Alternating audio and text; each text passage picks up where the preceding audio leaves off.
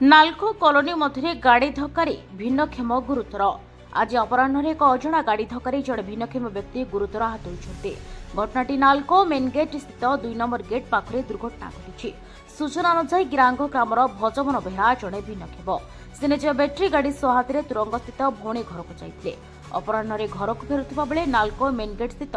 2 number gate पाखरे दुर्घटना घटी। दुर्घटना घटाई गाड़ी पलाई बेले स्थानीय सुरक्षाकर्मी आंबुलांस सहायता नालको मेडिकल को नहीं जाते। खबर पाई भजमन परिवार लोक मेडिकल पहुंची नालकोर खंचा जाइथिबा सीसीटीवी को जांच कर दोषी विरोध में दृढ़ कार्यानुष्ठान पाई निवेदन कर।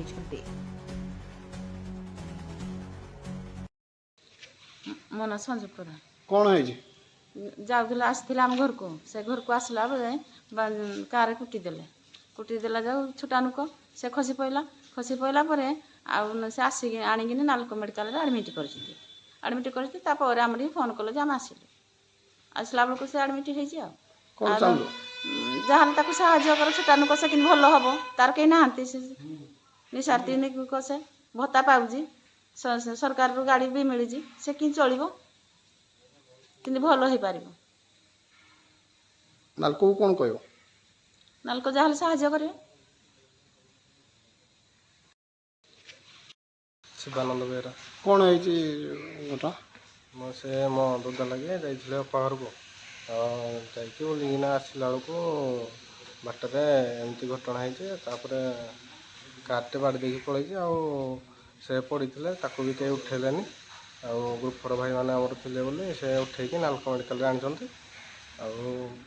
आणिकी ट्रिटमेंट ठीक करें जेहेतु एपटे आम जाऊे साई भाई लोक तो सेपटे आमको खबर कर जानवर आम ठीक आसिलु कौन चाहूच कौन चाहिए नालको तो गाड़ी देकी पुणी सेपटे जीवासा कले बाड़ी दे कौन चाहूँ कौन से